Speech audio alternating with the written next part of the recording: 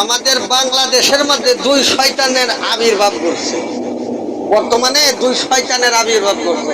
একটা হইলো মাওলানা ওমর ফারুক নাকি, আর একটা হইলো মাওলানা শিপন বলে। এই হারামজাদারা মাওলানা লাগানির টাইটেল পাইলো করতে, এটি মাওলানা হইলো কেমনে? এটি মাওলানা কেমনে হইল? যারা ধর্মকে পুঁজি কইরা আপনার ধর্ম ব্যবসা যেন তাদের মজুদ হয়, এই জন্য এরা একটা প্ল্যান করছে। মাথার চুলের কাটিং দিছে, পুরা ঘোড়ার পালের মতন রং করছে, দেখতে দেখা যায় নায়ক শাকিব খান। আবার কয় আমি দাওরা হাদিস বাস করছি। হারামজাদা, তোর দাওরা হাদিসের গোষ্ঠী গেলে ছেলা ওয়াহাবির বাচ্চা।